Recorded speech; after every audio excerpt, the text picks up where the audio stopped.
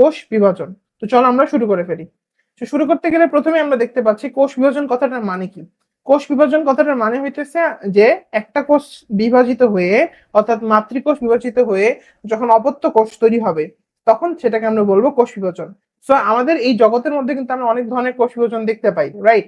তো দেখো, শুরু করতে গেলে কোষ বিভাজনের সংজ্ঞাটা বলছে, দেখবা কোষ বিভাজনের এখানে খেয়াল করো একটা কথা খুব ইম্পর্টেন্ট, সেটা হচ্ছে মাতৃকোষ বিভাজিত হয়ে অপত্য কোষ তৈরি হয়। ঠিক আছে, অর্থাৎ মাদার সেল ডিভিশন হয়ে আলটিমেটলি ডটার সেল তৈরি হয়। এই জায়গাটা একটু ইম্পর্টেন্ট। ঠিক আছে, আচ্ছা, দুইটা জিনিস গেল। এখনো সেখানে আমরা খেয়াল করব যে কোষ বিভাজন প্রথম লক্ষ্য করছে কে।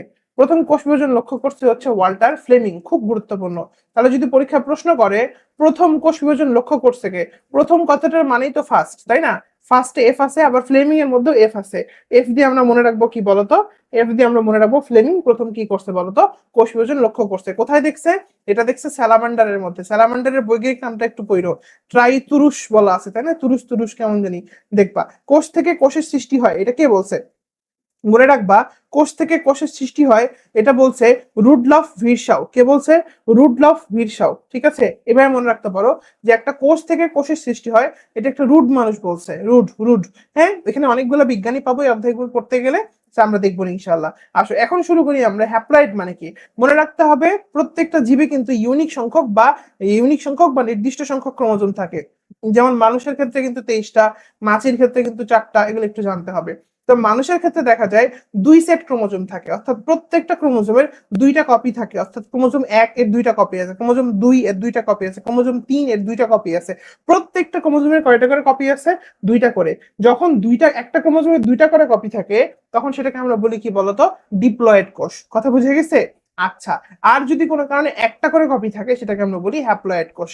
ঠিক আছে, আচ্ছা, তাহলে এন মানে কি? এন মানে হচ্ছে নাম্বার অফ ইউনিক ক্রোমোজোম। মানুষের দেহকোষ কিন্তু কি বলতো, টুয়াইজেন, কিন্তু শুক্রাণু বা ডিম্বাণু কি বলতো, এন। আচ্ছা, এখন আমরা এখান থেকে পড়বো কোষ বিভাজনের প্রকারভেদ। আমরা জানি আমাদের জীবজগতে 3 প্রকার কোষ বিভাজন দেখা যায়। একটা হচ্ছে অ্যামাইটোসিস, বা যেটাকে আমরা বলি প্রত্যক্ষ কোষ বিভাজন। আর 2 নাম্বারটা হচ্ছে মাইটোসিস, এবং তারপরে কি বলতো, মিওসিস। খুবই খুবই খুব ইম্পর্টেন্ট। আমরা মনে রাখবো অ্যামাইটোসিস মানে হচ্ছে প্রত্যক্ষ কোষ বিভাজন। মানে যে কোষ বিভাজনের ক্ষেত্রে আমরা দেখি জাস্ট একটা কোষ প্রত্যক্ষভাবে 2টা ভাগে ভাগ হয়ে গেল, কোনো প্রকার কমপ্লেক্সিটি ছাড়া, সেটাকে আমরা বলি অ্যামাইটোসিস। তবে মাইটোসিসের ক্ষেত্রে কিন্তু গ্যাঞ্জাম আছে।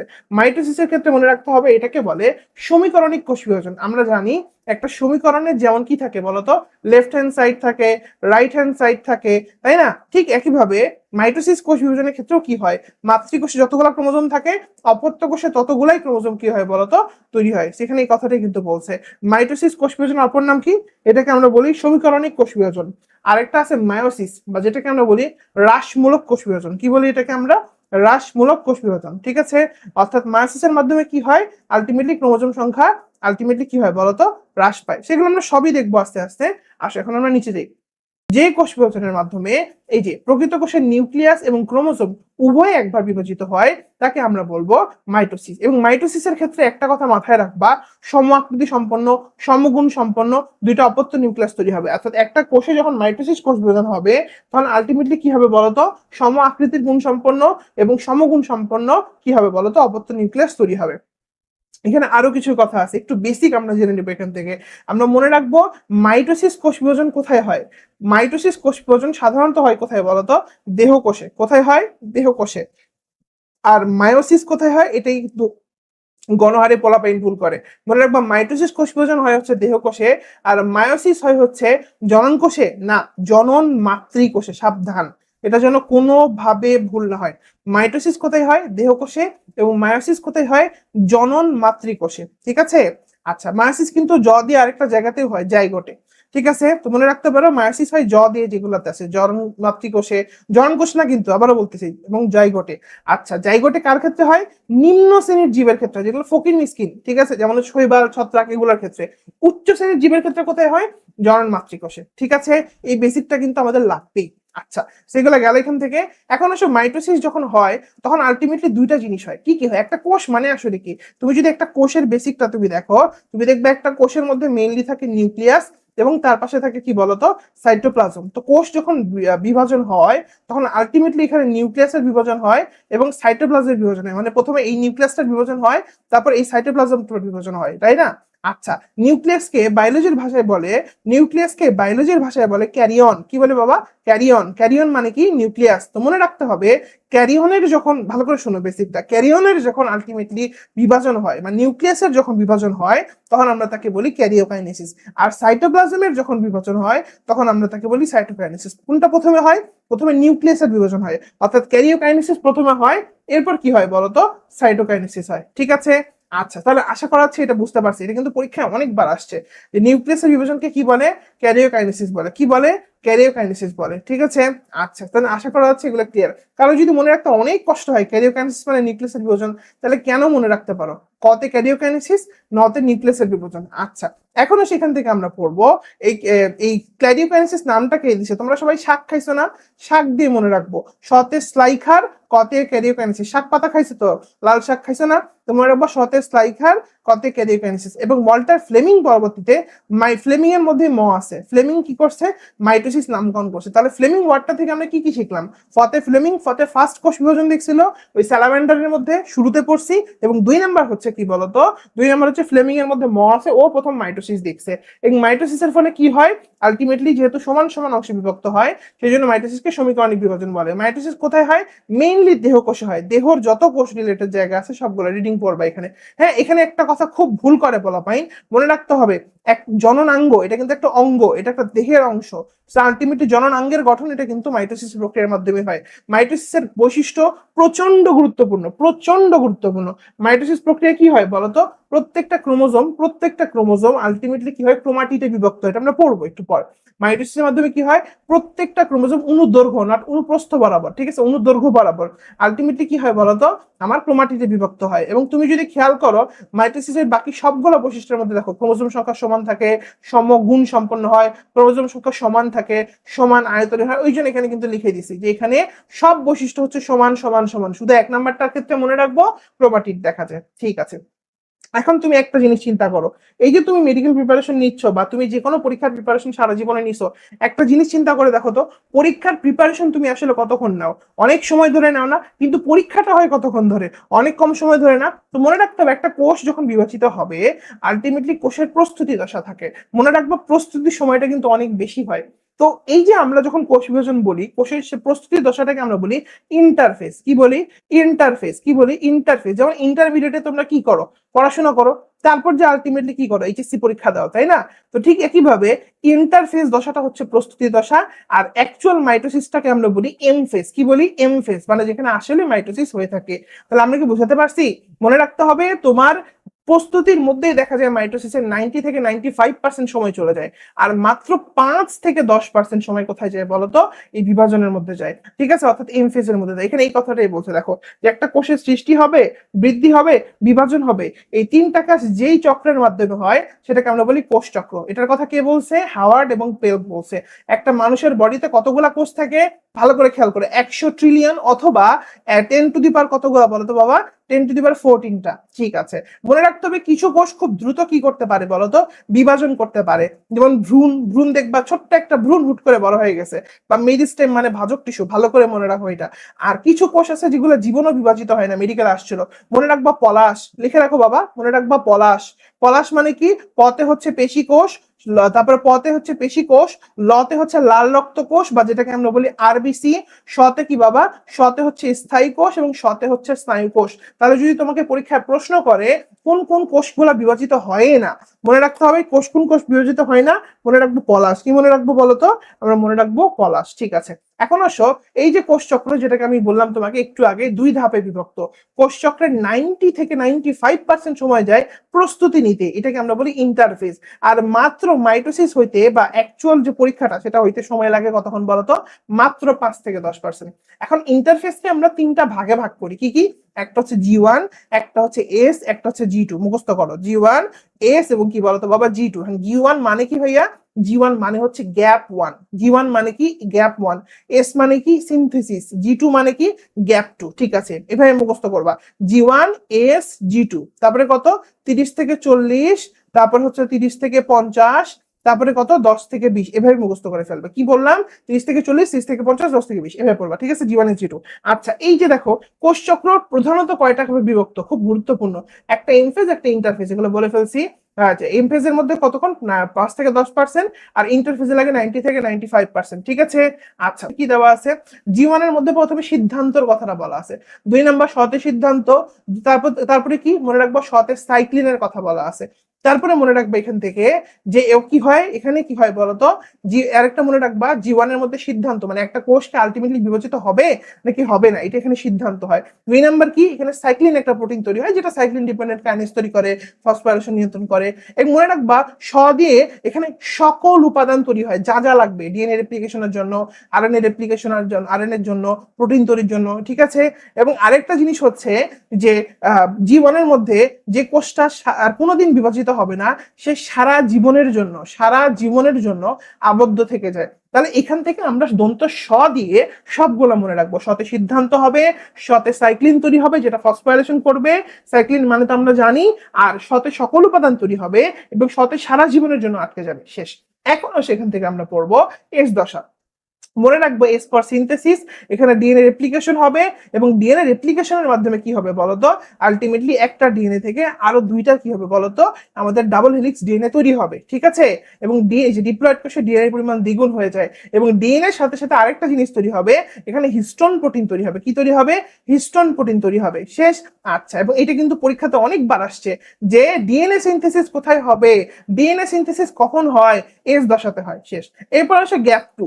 গ্যাপ টুর মধ্যে আমরা বুঝতেছি তো G1 G2 থেকে কি পড়বো, শুধু আমরা কিছু ওয়ার্ড মনে রাখবো, ওয়ার্ড মনে রাখলেই খেলা শেষ, ঠিক আছে? আচ্ছা, জি টুর মধ্যে কি হবে মনে রাখতে হবে, এখানে মেইনলি কি হয়, এই যে এখানে প্রধান কাজটা হচ্ছে মাইক্রোটিউবুলস গঠনকারী পদার্থ কি করে, এই পর্যায়ে কি করে বলতো, সংশ্লেষ করে, যা দিয়ে স্পিন্ডল তৈরি হবে। তাহলে এখানে আমরা দুইটা কথা মনে রাখবো। প্রথম কথা হইতেছে মাইক্রোটিউবুলস গঠনকারী পদার্থ তৈরি হয় যেটাতে স্পিন্ডল তন্তু তৈরি হবে, এবং এই লাইনটা খুব গুরুত্বপূর্ণ। এখানে কি হয়, একটা সেন্ট্রোসোম থেকে দুইটা সেন্ট্রোসোম তৈরি হয়। তাহলে মনে রাখবো এখানে প্রথম কথা হইতেছে মাইক্রোটিউবুলস গঠনকারী পদার্থ হয়। 2 নম্বর কথা স্পিন্ডল তন্তু, যেটাতে স্পিন্ডল তন্তু হবে। 2 নম্বর কথা দুইটা সেন্ট্রোসোম হবে। 3 নম্বর হইতেছে সেন্ট্রোসোম মাইক্রোটিউবুলস তৈরি করে। এবং মনে রাখতে হবে এখানে ম্যাচুরেশন প্রমোটিং ফ্যাক্টর দেখা যায়। কি দেখা যায়? ম্যাচুরেশন প্রমোটিং ফ্যাক্টর বা এমপিএফ দেখা যায়, ঠিক আছে? এমপিএফ দেখা যায়, এমপিএফ দেখা যায়, ঠিক আছে?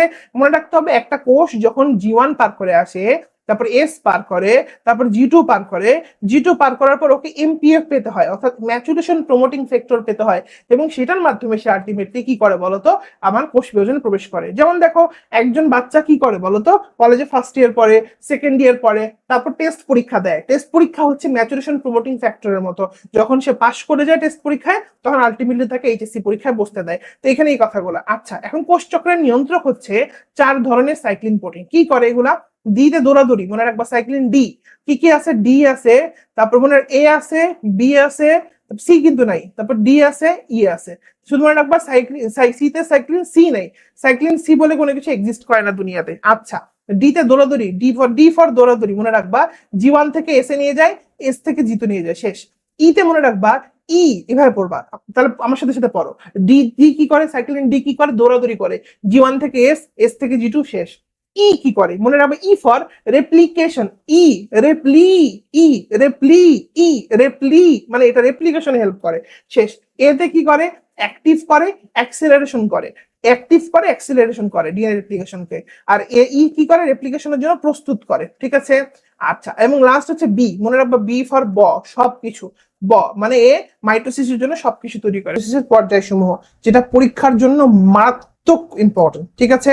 সো আমরা মাইটোসিস বলো আর মিওসিস বলো, যে পর্যায়গুলো দেখবো এখানে আমরা মেইনলি কিছু কিওয়ার্ড মার্ক করব। এই ওয়ার্ডগুলো অবশ্যই মনে রাখতে হবে। এগুলো যদি আমরা মনে রাখতে পারি তাহলে ইনশাআল্লাহ আমরা অবশ্যই পারবো। চলো শুরু করে ফেলি। তো প্রথম কথা হচ্ছে মাইটোসিসের প্রধান দশা যদি বলে মাইটোসিসের প্রধান ভাগ কয়টা, উত্তর হচ্ছে 2টা। কিন্তু যদি বলে মাইটোসিসকে কয়টা দশায় ভাগ করা হয়, উত্তর হচ্ছে 5টা, ঠিক আছে?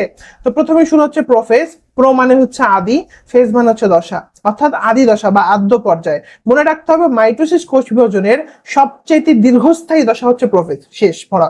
নেক্সট কথা হচ্ছে প্রোফেজের পরে কি বলতো, প্রোমেটাফেজ। এইটা হইতেছে স্বল্প স্থায়ী পর্যায়। তাহলে প্রথম যেটা আছে সেটাই দীর্ঘস্থায়ী, আর দ্বিতীয় যেটা আছে সেটা কি বলতো বাবা, স্বল্পস্থায়ী। ঠিক আছে, মনে রাখতে হবে এখানে নিউক্লিয়াস বড় হয়, তারপরে কি হয়, ডিহাইড্রেশন শুরু হয়, এবং আলটিমেটলি কি হয় বলতো, এখানে আমরা দেখতে পাই সাইজে ক্রোমোজোম গুলো খাটো মোটা হতে শুরু করে। ঠিক আছে, এবং নিউক্লিয়াস এবং নিউক্লিয়ার এনভেলপের বিলুপ্তি ঘটতে থাকে, ভালো করে খেয়াল করো, বিলুপ্তি ঘটতে থাকে, এবং সাইক্লিন সিরিকের কারণে এখানে ক্রোমোজোমের সংকোচন হয়, আচ্ছা ফসফোরাইলেশনের কারণে। এবং এইটা খুব গুরুত্বপূর্ণ, মনে রাখবো এখানে আমরা ক্রোমাটিড দেখতে পাই, তবে সেন্ট্রোমিয়ার কিন্তু বিভাজিত হয় না। এবং আলটিমেটলি আমরা মনে রাখবো এখানে স্পিন্ডল তন্তু তৈরির সূচনা ঘটে, স্পিন্ডল তন্তু তৈরির সূচনা ঘটে, এই জিনিসগুলো আমাদেরকে মনে রাখতে হবে। প্রাণীকোষে এই যে প্রাণীকোষ সেন্ট্রিওল থেকে স্পিন্ডল তন্তু তৈরি হয়, উদ্ভিদ কোষে মাইক্রোটিবিউলস থেকে হয়। ঠিক আছে, তাহলে কি কি বললাম আমি আবার একটু রিভিশন দিয়ে ফেলি। প্রোফেজের মধ্যে মনে রাখবো দীর্ঘস্থায়ী পর্যায়ে নিউক্লিয়াস বড় হয়, ডিহাইড্রেশন, ডি মানে বের হয়ে যাওয়া, হাইড্রো মানে পানি, পানি বের হয়ে যায়, যত পানি বের হবে তত খাটো মোটা হবে আলটিমেটলি। এবং মনে রাখতে হবে যত বিলুপ্তি এখানে শুরু হয় এগুলা ঘটতে থাকে, এবং ক্রোমোজোমের সংকোচন হয়, সেন্ট্রোমিয়ার ব্যতীত ক্রোমাটিড দেখা যায়, এবং আলটিমেটলি কি হয় বলতো বাবা, স্পিন্ডল তন্তু তৈরির সূচনা ঘটে। এই ছবিটা যদি আমরা দেখি একদম বেসিকটা কিন্তু আমাদের ক্লিয়ার হয়ে যাবে। ঠিক আছে, দেখো এখানে অলরেডি কিন্তু ক্রোমাটিড আমরা দেখতে পাচ্ছি, এই যে ক্রোমাটিড, এটা ক্রোমোজোম, এই যেগুলো কিন্তু ক্রোমাটিড আমরা দেখতে পাচ্ছি, এবং দেখো খাটো মোটা হওয়া কিন্তু শুরু হয়েছে। ঠিক আছে, এবং আস্তে আস্তে বিলুপ্তি ঘটাও কিন্তু শুরু হয়েছে। আচ্ছা, এখন আসলে আমরা পড়বো প্রোমেটাফেজ। প্রোমেটাফেজের ক্ষেত্রে আমরা মনে রাখবো ওইখানে দেখো প্রোফেজের মধ্যে স্পিন্ডল তন্তু বা স্পিন্ডল যন্ত্র তৈরির সূচনা ঘটছিল, আর এখানে স্পিন্ডল তন্তু তৈরি হয়। ঠিক আছে, আচ্ছা প্রথম কথা। দুই নাম্বার কথা হইতেছে এখানে মাঝখানে একটা অঞ্চল সৃষ্টি হয় যেটাকে আমরা বলি ইকুয়েটর বা বিষুবীয় অঞ্চল, এখানে নিউক্লিয়াসের বিলুপ্তি ঘটে, নিউক্লিয়ার লাসের। ঠিক আছে, খেয়াল কইরো, নিউক্লিয়ার এই যে নিউক্লিয়ার এনভেলাপ বিলুপ্তি হতে থাকে, পুরোটা হয় না কিন্তু। আচ্ছা, এখন আমরা মনে রাখবো এখানে আমরা এক মেরু থেকে অপর মেরু পর্যন্ত কিছু ফাইবার দেখতে পাই। আমরা যদি একটু ছবিটা খেয়াল করি তাহলে আমরা একদম স্পষ্টভাবে বুঝতে পারবো। দেখো আমরা এই যে মেরু, এটাকে আমরা বলি মেরু বা প্রান্ত বা পোল, এখান থেকে আমরা কি দেখতে পাই, এই যে আমরা কিছু ফাইবার দেখতে পাচ্ছি, ছবিগুলো খেয়াল করো।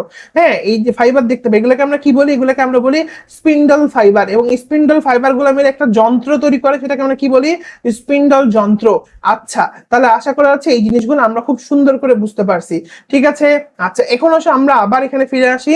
তাহলে এখানে কি কি পড়লাম, এটা স্বল্পস্থায়ী, এখানে বিলুপ্তি ঘটে, এখানে ইকুয়েটর ভবিষ্যৎ সৃষ্টি হয়, এবং ওইখানে স্পিন্ডল ফাইবার দেখা যায়, এবং স্পিন্ডল ফাইবারের সাথে ক্রোমোজোম গুলো সেন্ট্রিমিয়ার আটকায় যায়, তখন ক্রোমোজোম গুলো একটু নড়াচড়া করতে থাকে, এটাকে আমরা বলি ক্রোমোজোমীয় নৃত্য। কি বলি বাবা, ক্রোমোজোমীয় নৃত্য। এখানে একটা কথা আছে, এখানে যতগুলো স্পিন্ডল ফাইবার আমরা দেখতে পাচ্ছি বাবা, এই যে স্পিন্ডল ফাইবার বা স্পিন্ডল কিন্তু দেখতে পাচ্ছি, সবগুলার সাথে কিন্তু ক্রোমোজোম ট্র্যাকশন বা লেগে থাকে না, অ্যাট্রাকশন হয় না, কিছুগুলার সাথে লেগে থাকে। সো যেইগুলার সাথে লেগে থাকে সেগুলোকে আমরা বলি ট্র্যাকশন ফাইবার। যেমন দেখো এটা ফাঁকা, বাট এইটার সাথে আবার লেগে আছে, রাইট, যেগুলোর সাথে লেগে আছে সেটাকে আমরা, সেই ফাইবার গুলোকে আমরা বলি ট্র্যাকশন ফাইবার। আশা করি এটা বুঝাইতে পারছি, তাই না? এবং এখানে কি হয়, প্রাণীকোষে স্পিন্ডল তন্তু তৈরি ছাড়াও সেন্ট্রিওল দুই মেরুতে থাকে, এখানে অ্যাস্টার তন্তু বিচ্ছুরিত হয়। ঠিক আছে, এই যে প্রাণীকোষে সেন্ট্রোসোম মাইটোটিক সেন্টার হিসেবে কাজ করে, আর উদ্ভিদ কোষে কি হয়, মাইক্রোটিবিউলস তৈরি হয়। এবং মনে রাখতে হবে এখানে কিন্তু আলটিমেটলি যেহেতু নাচানাচি হইতেছে, ক্রোমোজোম গুলা নিত্য হইতেছে, ওই জন্য কাইনেটোকোরের মোটর প্রোটিনে যুক্ত হয় এবং এটিপি ভেঙে এডিপি হয়। তাহলে আরেকবার রিভিশন দিয়ে ফেলি আমরা, প্রোমেটাফেজে কি কি হচ্ছে, এটা স্বল্পস্থায়ী পর্যায়ে, এখানে কি হয়, নিউক্লিয়াসের বিলুপ্তি ঘটে, বাকিটা বিলুপ্তি হতে থাকে, ইকুয়েটর বা বিষুবীয় অঞ্চল মাঝখানে একটা অঞ্চল সৃষ্টি হয়, এবং সেইখানে কি হয়, স্পিন্ডল তন্তুগুলো মিলে, স্পিন্ডল ফাইবার মিলে আলটিমেটলি স্পিন্ডল যন্ত্র তৈরি করে। ঠিক আছে, এবং সেন্ট্রোমিয়ার এর মাধ্যমে ক্রোমোজোম গুলা কি হয়, স্পিন্ডল তন্তুর সাথে আটকায়, যে তন্তুগুলোর সাথে আটকায় তাকে আমরা কি বলবো, ট্র্যাকশন ফাইবার। ঠিক আছে, এবং আলটিমেটলি দুই মেরু থেকে অ্যাস্টারে বিচ্ছুরিত হয়। আর এখানে মাইটোটিক সেন্টার যদি আমরা খেয়াল করি, এখানে উদ্ভিদ কোষের ক্ষেত্রে মাইক্রোটিবিউলস ব্যবস্থা করে, প্রাণী কোষের ক্ষেত্রে সেন্ট্রোসোম ব্যবস্থা করে। আর এখানে মনে রাখতে হবে এই যে সেন্ট্রোমিয়ারের স্পিন্ডল ফাইবার গুলো সেন্ট্রোমিয়ারের কাইনেটোকোরের মোটর প্রোটিনে যুক্ত হয় এবং এটিপি ভাঙে এখানে। ঠিক আছে, এরপরে তাহলে আশা করি এই জিনিসটা আমরা বুঝতে পারছি। এই যে মাঝখানের যে অঞ্চলটা সেটাকে আমরা কি বলি বাবা, এই মাঝখানের যে অঞ্চলটা সেটাকে আমরা বলি বিষুবীয় অঞ্চল। ঠিক আছে, আমরা বেসিক গুলো একদম খুব ভালো করে ক্রিস্টাল ক্লিয়ার যদি আমরা রাখি তাহলে কিন্তু আমরা খুব সুন্দর পারবো পরীক্ষাতে ইনশাআল্লাহ। আচ্ছা, এখন আসলে আমরা দেখবো মেটাফেজ। মেটা মানে মনে রাখতে হবে মোটা, মেটা মানে কি বাবা, মোটা। ঠিক আছে, মেটাফেজ মানে মোটা। এখানে কি হয়, এখানে বিষুবী অঞ্চলে ক্রোমোজোমগুলো বিন্যস্ত হয়, যেটাকে আমরা বলি মেটাকাইনেসিস। অর্থাৎ মাঝখানের যে অঞ্চলটা, এই যে মাঝখানের যে অঞ্চলটা দেখো এক সরল রেখায় সবগুলো আছে, এই বিষুবী অঞ্চল, এটাকে আমরা কি বলি, এখানে বিন্যস্ত হওয়াকে বলি মেটাকাইনেসিস। মেটা মানে মোটা, এখানে মোটা দেখা যায়।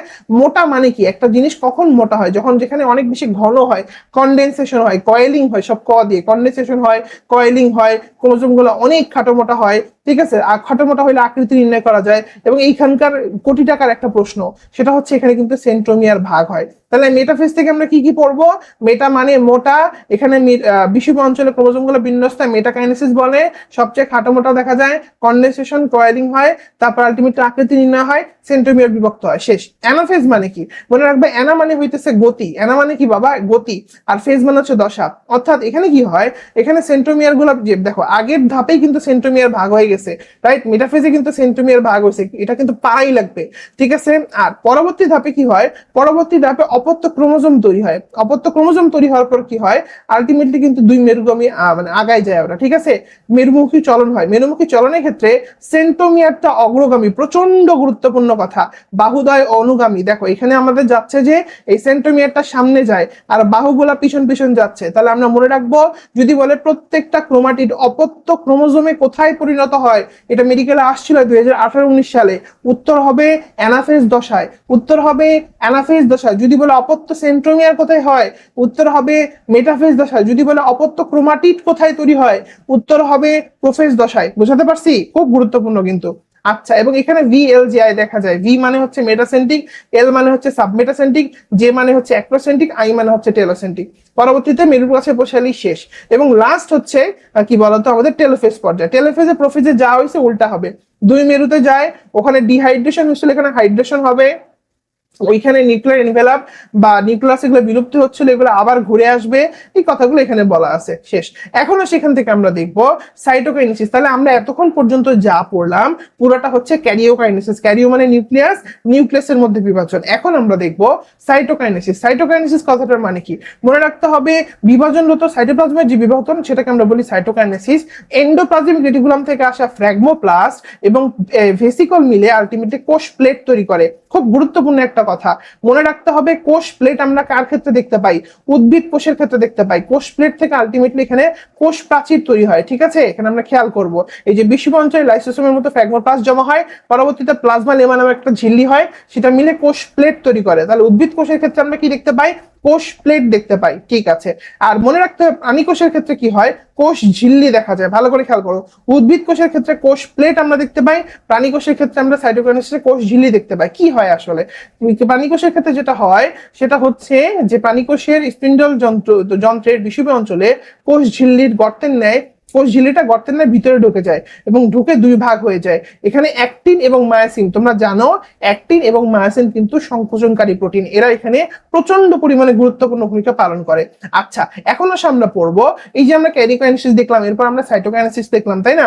যদি কোনো কারণে কোনো কোষের মধ্যে সাইটোকাইনেসিস না হয়, তাহলে মনে রাখতে হবে, তখন যদি ক্যারিওকাইনেসিস চলতেই থাকে তাহলে অনেকগুলো নিউক্লিয়াস হবে। সো এইটাকে আমরা কি বলি, এটাকে আমরা বলি হচ্ছে সিনোসাইট। উদ্ভিদ কোষের ক্ষেত্রে ঘটনাটাকে বলে সিনোসাইট, আর প্রাণী কোষের ক্ষেত্রে ঘটনাটাকে বলে প্লাজমোডিয়াম। অর্থাৎ প্রাণী কোষের ক্ষেত্রে যদি ক্যারিওকাইনেসিস হয়ে আর সাইটোকাইনেসিস না হয়, শুধুই ক্যারিওকাইনেসিস চলতে থাকে, তাহলে ওটাকে বলি প্লাজমোডিয়াম। আর উদ্ভিদ কোষের ক্ষেত্রে আমরা এটাকে বলি সিনোসাইট, ঠিক আছে। এই অধ্যায়ের যতগুলো গুরুত্ব আছে আমরা সবগুলো একসাথে পড়ে ফেলবো ইনশাআল্লাহ, ঠিক আছে। আচ্ছা, এখন আমরা দেখবো অনিয়ন্ত্রিত মাইটোসিস। মনে রাখতে হবে বাবা, মায়োসিস কখনো অনিয়ন্ত্রিত হয় না। আবারও বলতেছি, কান খুলে শোনো, মায়োসিস অনিয়ন্ত্রিত নরমালি হয় না। কে অনিয়ন্ত্রিত হয়, মাইটোসিস হয়। মাইটোসিস যখন অনিয়ন্ত্রিত হয় তখন টিউমার এবং ক্যান্সার দেখা যায়। আচ্ছা, P53 নামক একটা প্রোটিন থাকে যেটা কন্ট্রোল করে সবকিছু, যেমন দেশের আইন শৃঙ্খলা কন্ট্রোল করে হচ্ছে police, P for police, right.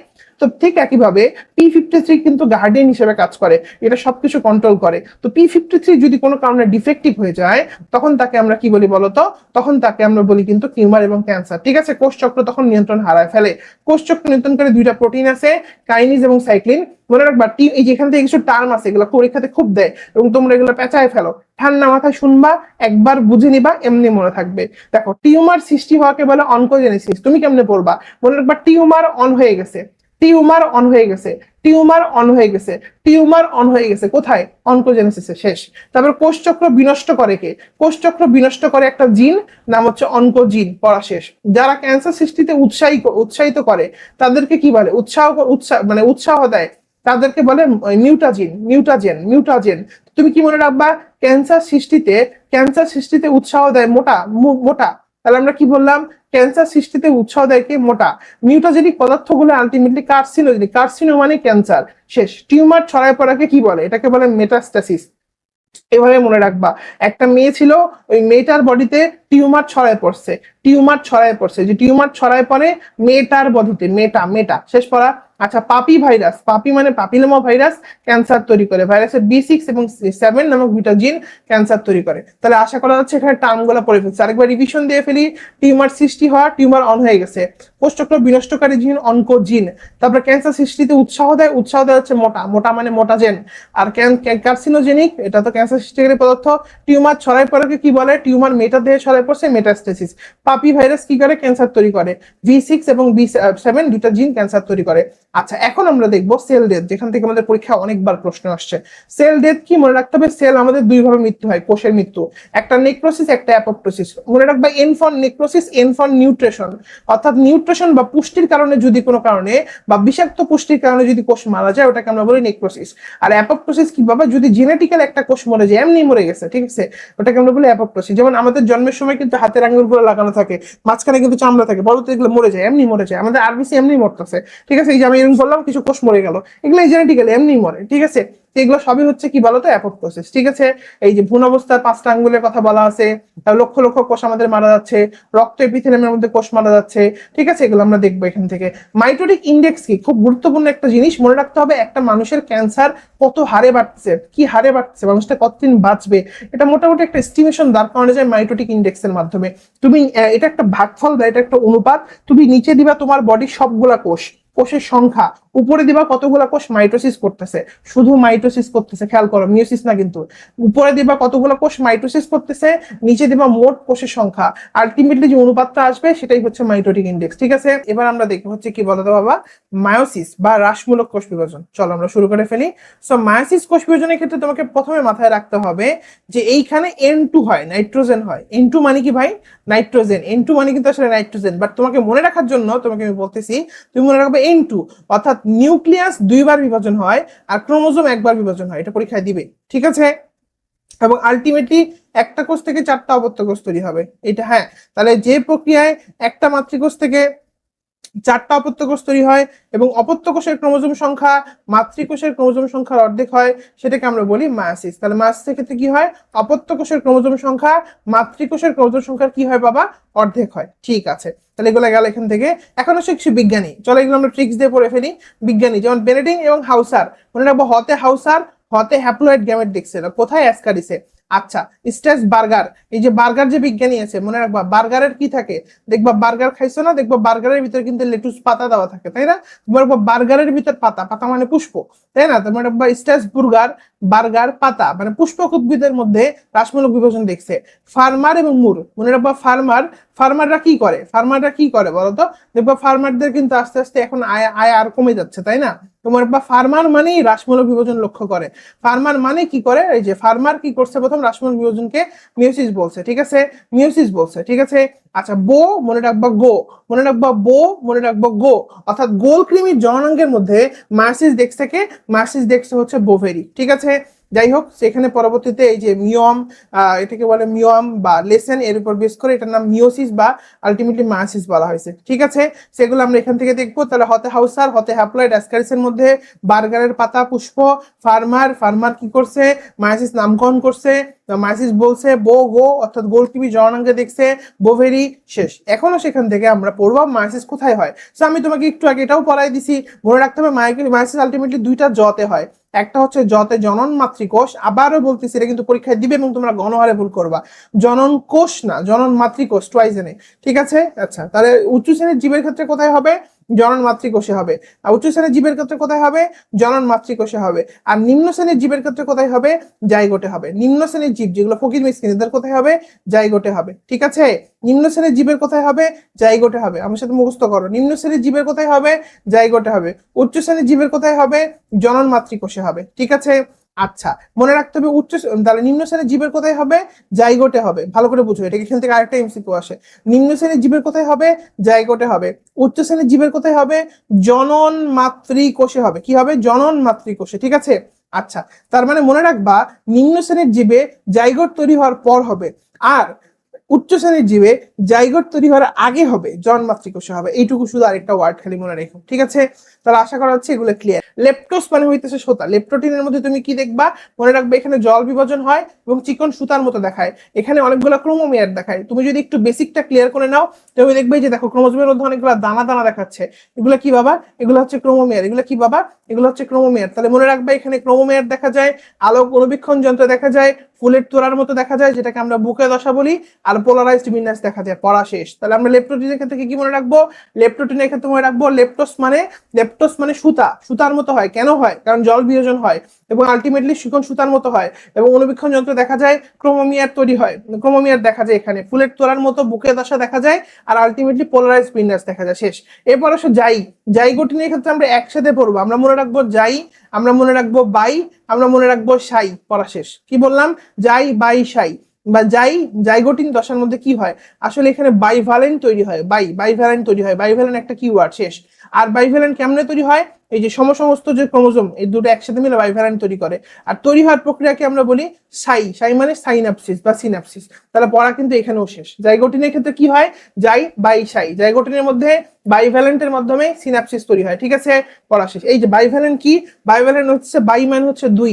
ঠিক আছে, দুইটা একসাথে করে মিলে একটা জোড়া সৃষ্টি হওয়াকে আমরা বলি বাইভ্যালেন্ট। বেসিকটা ক্লিয়ার, পড়াটাও শেষ। তাহলে আমরা মনে রাখবো বাই সাই। জাইগোটিনের মধ্যে কি হয়? হোমোলোগাস ক্রোমোজোম গুলা মিলে আলটিমেটলি সিনাপসিস করে, আর এদেরকে একসাথে বলে বাইভ্যালেন্ট। শেষ। সেন্ট্রালি বিভক্ত হয়। প্যাকাইটিনের মধ্যে মনে রাখবো, প্যাকাইটিনের ক দিয়ে মনে রাখবো কতে কাজমা, কতে ক্রসিং ওভার। দুইটা পড়া শেষ। দেখো প্যাকাইটিনের মধ্যে কি হয়? কতে কাজমা হয়, কতে ক্রসিং ওভার হয়। পড়া শেষ। আর কি মনে রাখবো? প্যাকাইটিনের ট দিয়ে মনে রাখবো এখানে টেট্রাড দেখা যায়। এখানে কি দেখা যায়? টেট্রাড দেখা যায়। কি দেখা যায়? টেট্রাড দেখা যায়। প্যাকাইটিনও পড়া শেষ। তাহলে মনে রাখবো প্যাকাইটিনের তোমার কি বলতো? ক দিয়ে কাজমা, কতে ক্রসিং ওভার। জিনিসটা আসলে কি একটু বেসিকটা বুঝে নিয়ে আসো। এই যে এখানে জোড়া জোড়া হইলো, দেখছো? এই যে জোড়া জোড়া, এখানে দুইটা আছে, এখানে দুইটা আছে, পরবর্তীতে এগুলো আবার ভাঙে। ঠিক আছে, এই যে দেখো ভাঙে কি হয়েছে? দেখো এখানে কিন্তু এই যে একটা তৈরি হয়েছে, এখানে দুইটা, আবার এখানে একটা, এখানে দুইটা। দেখছো? আর পাশেরটাকে যদি আমি দেখাই, দেখো সবুজ কালি দিয়ে, দেখো এটা একটা, এটা একটা, এটা একটা, এটা একটা। দেখছো? তাহলে কি হচ্ছে এখানে? এখানে আলটিমেটলি দেখো এরা কিন্তু পরস্পরকে টাচ করছে। এই পয়েন্টটা দেখছো? এই যে এগুলাকে আমরা কি বলি? এগুলাকে আমরা বলি হচ্ছে কায়াজমা। এগুলাকে আমরা কি বলি বলতো? কায়াজমা। কায়াজমা হচ্ছে এক্স আকৃতির হয়। ঠিক আছে, আচ্ছা কায়াজমা কি হয়? এক্স আকৃতির হয়। এবং একটা জিনিস তুমি যদি আবারও খেয়াল করো, আমি তোমাকে আবারও বলি, ধরো এটা একটা ক্রোমোজোম যদি হয়, এটা একটা, এখানে একটা অংশ, এখানে একটা অংশ, এখানে একটা অংশ, এখানে একটা অংশ। ঠিক আছে, আর ধরো এইটা আরেকটা ক্রোমোজোম, এটা আরেকটা ক্রোমোজোম, ধরো এইটা। ঠিক আছে, এখানে একটা অংশ, এখানে একটা অংশ, এখানে একটা অংশ, এখানে একটা অংশ। মনে রাখতে হবে, ধরো আমি লাল কালিতে যেহেতুটা আঁকছি, লাল কালির এই অংশটা এবং এই অংশটা এটা কিন্তু একই সেন্ট্রোমিয়ারের আন্ডারে আছে, তাই না? একই সেন্ট্রোমিয়ারের আন্ডারে পড়তেছে না? এদেরকে আমরা বলবো সিস্টার। আর এই যে সবুজ যেটা আছে, দেখো এরাও কিন্তু পরস্পরের সিস্টার, কিন্তু একটা লাল আরেকটা সবুজ, এরা কি পরস্পরের? একটা লাল আরেকটা সবুজ, এরা কিন্তু অন্য মানে ভিন্ন ভিন্ন তোমার সেন্ট্রোমিয়ারের আন্ডারে আছে। এরা হচ্ছে নন সিস্টার। তো ক্রসিং ওভার যখন হয় তখন অ্যাকচুয়ালি এই নন সিস্টার মানে একটা লাল থেকে সে সবুজে যাবে, একটা সবুজ থেকে লালের কাছে আসবে, অর্থাৎ নন সিস্টার ক্রোমাটিডের মধ্যে অংশের বিনিময় হয়। পড়া শেষ। তাহলে আমরা এখান থেকে কি কি মনে রাখবো? আমরা মনে রাখবো প্রথমে কি হয়? ক্রোমোজোম গুলা কাছাকাছি আসে, আসার ফলে বাইভ্যালেন্ট থেকে টেট্রাড হয়, চারটা ক্রোমাটিড তৈরি হয়। তারপর কি হয়? ক্রোমাটিড তৈরি হওয়ার পর নন এই যে সিস্টার ক্রোমাটিড একই ক্রোমাটিডের আন্ডার গুলাকে বলে, আর আলাদা আলাদা হলে নন সিস্টার বলে। নন সিস্টার ক্রোমাটিডের মধ্যে এক্স আকৃতির অংশ তৈরি হয় যেটাকে কায়াজমা বলে, কায়াজমার মধ্যে ক্রসিং ওভার হয়। ঠিক আছে, কি পয়েন্টস গুলো কি? প্যাকেটিনের কতে ক্রসিং ওভার, কতে কায়াজমা, টতে টেট্রাড। পড়া শেষ। এখনো সেখান থেকে আমরা দেখবো ডিপ্লোটিন। ডিপ্লোটিনের প দিয়ে মনে রাখবো প্রান্তীয়করণ, লতে মনে রাখবো লুপ। পড়া শেষ। দেখছো কত সেকেন্ডের মধ্যে পড়া শেষ হয়ে যাচ্ছে। ডিপ্লোটিনের পথে মনে রাখবো প্রান্তীয়করণ, লতে মনে, ডিপ্লোটিন ওয়ার্ডটা দেখলেই তোমার মনে পড়বে। ডিপ্লোটিনের পথে কি বলতো? প্রান্তীয়করণ, আর লতে হইতেছে লুপ। ঠিক আছে, কি হয় আসলে এখানে? এখানে যেটা হয় সেটা হচ্ছে এই যে দেখো অংশগুলা এক্স আকৃতির অংশ, তো এই যে সেন্ট্রোমিয়ার গুলো বিকর্ষণ করার ফলে এরা দূরে দূরে সরতে থাকে, ঠিক আছে। কিন্তু এই জায়গায় যে জয়েন্ট লাগছে এটা তো সরে না, ফলে এখানে একটা লুপ তৈরি হয়, এখানে একটা কি তৈরি হয়, লুপ তৈরি হয়, ঠিক আছে। যদি মনে রাখতে হবে 2 বা ততোধিক বাহু থাকে তখন লুপ হয় আর 90 ডিগ্রি করে থাকে। আর একটা কায়াজমা থাকলে কোণ হয় কত, 180 ডিগ্রি, মুখস্থ করবা। তাহলে ডিপ্লোটিনের মধ্যে কি হয়, প্রান্তের দিকে যাওয়ার চেষ্টা করে, প্রান্তের দিকে যাওয়ার চেষ্টা করে এবং আলটিমেটলি কি হয়, লুপ সৃষ্টি হয়। মনে রাখবো ডিপ্লোটিনের মধ্যে পথে প্রান্তীয়করণ, লতে লুপ। ইংরেজিটাকে বলে টার্মিনালাইজেশন, টার্মিনাল মানে প্রান্ত। যদি 2 বা ততোধিক বাহু আবর্তনের ফলে হয় 90 ডিগ্রি হয়, আর একটা কায়াজমা থাকলে 180 হয়। ডায়াকাইনেসিসের মাধ্যমে কি হয়, ক্রোমোজোম গুলো আরো খাটামোটা হয়, আরো কি হয় বলতো, যে নিউক্লিয়ার এনভেলপের অবলুপ্তি করতে থাকে, আরো দূরে দূরে সরে যেতে থাকে, ঠিক আছে। গেল ডায়াকাইনেসিস মানে কি, যে দেখো বিপরীত দিকে কাইনেসিস মানে চলন, ঠিক আছে। তাহলে এই হলো মোটামুটি আমাদের মায়োসিসের সবচেয়ে গুরুত্বপূর্ণ অংশগুলো। এখন বাকিগুলো আমরা এমনি পারবো। আসো মেটাফেজ মনে রাখতে হবে। মাইটোসিসের মেটাফেজের মধ্যে কিন্তু সেন্ট্রোমিয়ার বিভক্ত হয়েছিল, তোমার কি মনে আছে? হ্যাঁ, অপত্য সেন্ট্রোমিয়ার দেখা গেছিল, এখানে কিন্তু সেন্ট্রোমিয়ার বিভক্ত হয় না, খুব গুরুত্বপূর্ণ। অ্যানাফেজে কি হয়, এই যে 2n এর পরিবর্তে n হয়, পরীক্ষাতে দিবে 100 ভাগ, পরীক্ষাতে দিবে, বলবে যে 2n এর পরিবর্তে n হয়। এই যে আপনি বললেন মায়োসিসের মধ্যে ক্রোমোজোম সংখ্যা অর্ধেক হয়ে যায়, কোথায় হয়, এটা অ্যানাফেজ 1 এর মধ্যে হয়, ঠিক আছে। গেল এরপরে সেখান থেকে ইন্টারকাইনেসিস, এটা খুব গুরুত্বপূর্ণ, এটা কিন্তু ইন্টারফেজ না, সাবধান। এটা কি ইন্টারকাইনেসিস বা সাইটোকাইনেসিস 1 দশায় কি হয়, মনে রাখতে হবে। মায়োসিসের প্রথম এবং দ্বিতীয় যে ভাগ আছে এর মাঝখানে যে সময়টা, এটাকে ইন্টারকাইনেসিস বলে। এখানে আরএনএ প্রোটিন তৈরি হয়, তবে ডিএনএ তৈরি হয় না, এটা পরীক্ষাতে দেয়, ডিএনএ তৈরি হবে না, শেষ। এরপরে সেখান থেকে আমরা কি পড়বো, এগুলো লাগবে না। মায়োসিসের গুরুত্ব, আমরা গুরুত্বগুলো সব একসাথে পড়ে ফেলবো নি। আচ্ছা, ক্রসিং ওভার তো একটু আগেই বলে দিলাম। মায়োসিস 1 এর প্যাকাইটিনে দেখা যাবে নন সিস্টার ক্রোমাটিডের মধ্যে অংশের বিনিময়, তাই না? মর্গান দেখছে ভুট্টা উদ্ভিদের মধ্যে, শেষ। আর ক্রসিং ওভারের ফলে কিন্তু আমাদের দুনিয়ায় যত বৈচিত্র্য সেটা আমরা দেখতে পাচ্ছি, ঠিক আছে বাবা। আচ্ছা, এখন আসো ক্রসিং ওভারের কৌশল, এটা তুমি পড়াই দিছি একটু আগে। কি হয়, প্রথমে দুইটা নন সিস্টার ক্রোমাটিডের ওখানে অংশের বিনিময় হয়, ভাঙার জন্য এন্ডোনিউক্লিয়াস এনজাইম কাজ করে, রেস্ট্রিকশন এনজাইম, আর জোয়া লাগার জন্য লাইগেজ এনজাইম কাজ করে, ঠিক আছে। সেগুলো আমরা একটু এখান থেকে দেখে ফেলবো, ঠিক আছে। এই কথাগুলো এখানে বলা, ক্রসিং ওভারের গুরুত্বগুলা একটু পড়বা। বিনিময় ঘটে, জিনগত পরিবর্তন হয়, হ্যাঁ, তারপরে যে জিনগত বৈশিষ্ট্য পরিবর্তন হয়, নতুন প্রকরণ সৃষ্টি হয়, বংশগতি পরিবর্তন হয়, জিনের অবস্থান জানা যায়, গবেষণা করতে পারি, ক্রোমোজোম ম্যাপিং হয়, এটা কিন্তু মেডিকেলে আসছিল, ক্রোমোজোম ম্যাপিং, ঠিক আছে, ভেরিয়েশন তৈরি হয়, এগুলো একটু দেখবো। এখন আসো আমরা এই অধ্যায়ের মাইটোসিসের গুরুত্ব, মায়োসিসের গুরুত্ব আর ক্রসিং ওভারের গুরুত্ব একসাথে একটু আমরা ট্রিক্স দিয়ে পড়ে ফেলবো, ঠিক আছে। এটা তুমি একটু লিখে নাও, এটা কি লেখা আছে, মাইটোসিসের গুরুত্ব। মাইটোসিস মনে রাখবা, মাইটোসিসের গুরুত্ব হচ্ছে যত প্রকার বৃদ্ধি, আবারও শোনো কথা, খুব ভালো করে শোনো, এটা কিন্তু ভুল হয়। যত প্রকার বৃদ্ধি, যত প্রকার বৃদ্ধি, যত প্রকার বৃদ্ধি এবং যত প্রকার বৃদ্ধি এবং এবং কি বলতো, এবং হচ্ছে সমতা, যত প্রকার বৃদ্ধি এবং সমতা, ক্রোমোজোমের সমতা, এটা কি, এটা হচ্ছে মাইটোসিসের গুরুত্ব। দেহ বৃদ্ধি, জননাঙ্গের বৃদ্ধি, এই যে জনন কোষের সংখ্যা বৃদ্ধি, যত প্রকার বৃদ্ধি। দেখো এখানে দুইটা কথা আছে, খুব থিন লাইন, পরীক্ষায় ভুল হয়ে যায়। পরীক্ষায় প্রশ্ন করে জনন কোষের সংখ্যা বৃদ্ধি কার কার গুরুত্ব, বৃদ্ধি মানে হইতেছে মাইটোসিস।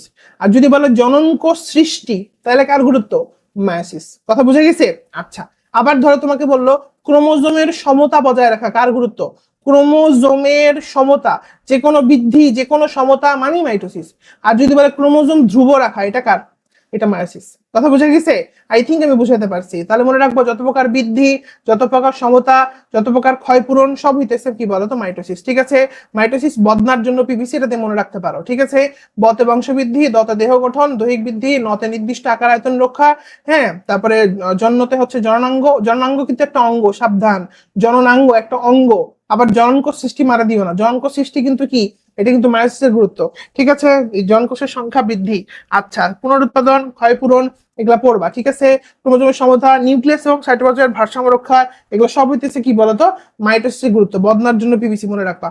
আচ্ছা, মাইটোসিস মনে রাখলে মায়োসিস মনে রাখার দরকার নেই, বাট চাইলে মায়োসিসও মনে রাখতে পারো। গাঁজা মাপা অবৈধ, গতে গ্যামেট সৃষ্টি, এই দেখো গ্যামেট সৃষ্টি, জননকোষ সৃষ্টি, জনুক্রম কথাটার মানে কি, কোন জীবের জীবন চক্রে যদি এন এবং টুয়াইজ এন যদি চক্রাকারে চলতে থাকে, মানে জীবটা একবার এন হচ্ছে, একবার টুয়াইজ এন হচ্ছে, একবার এন হচ্ছে, একবার টুয়াইজ এন হচ্ছে, অর্থাৎ একবার হ্যাপ্লয়েড হয়, একবার ডিপ্লয়েড হয়, একবার হ্যাপ্লয়েড হয়, ডিপ্লয়েড হয়, এটাকে আমরা বলি জনুক্রম, ঠিক আছে। আচ্ছা, মেন্ডেলের সূত্র প্রমাণ করতে আমাদের মায়োসিস লাগে। অভিব্যক্তি প্রজাতি ঠিক রাখা, এই যে ক্রোমোজোম ধ্রুব রাখা, খুবই গুরুত্বপূর্ণ, খুবই গুরুত্বপূর্ণ। ক্রোমোজোম ধ্রুব রাখা হচ্ছে মায়োসিসের গুরুত্ব। ক্রোমোজোমের সমতা বজায় রাখা, এটা কি, এটা হচ্ছে মাইটোসিসের গুরুত্ব, ভুল করিও না এটা। যত প্রকার বৈচিত্র্য সৃষ্টি হয় সব মাইটোসিসের মায়োসিসের মাধ্যমে। আর ক্রসিং ওভারের কিছু কি আছে বলতো, গুরুত্ব আছে, যেমন জেবা পাগল, তাই না, জিনগত পরিবর্তন, বৈচিত্র্য সৃষ্টি হয়, প্রকরণ হয়, প্রজনন বিদ্যার গবেষণা, ঠিক আছে, এটা একটু লিখে নাও। তো এই হচ্ছে আমাদের কি বলতো মাইটোসিস এবং মায়োসিসের কি বলতো গুরুত্বগুলা লিখে নিছো। বদনার জন্য পিভিসি লিখে নাও, বদনার জন্য পিভিসি বইয়ে মাইটোসিস গুরুত্ব পাচ্ছে না, ওইখানে প্যারার পাশে লিখে নিবা, দিয়ে প্রত্যেকটা পয়েন্ট ডিটেইলে পড়বা, ঠিক আছে। যে ক্লামাইড ওমোনাস কয়েকটা জিনিসের কথা বলা আছে, ভেরি ইজি, যে কোনো প্রকার ক্ষয়পূরণ এটা কিন্তু মাইটোসিস করবে, ঠিক আছে, এগুলো একটু লিখে নিবা। আচ্ছা, এগুলো একটু পড়বা, ঠিক আছে। আচ্ছা, এগুলো গেল, আমাদের বডি কোথাও কেটে গেল, মাইটোসিস করবে, মায়োসিস হয়েছে, ক্রসিং ওভার হয়েছে। আর মায়োসিসের গুরুত্ব তুমি পার্থক্য তো তোমরা এমনি পারবা, তাই না।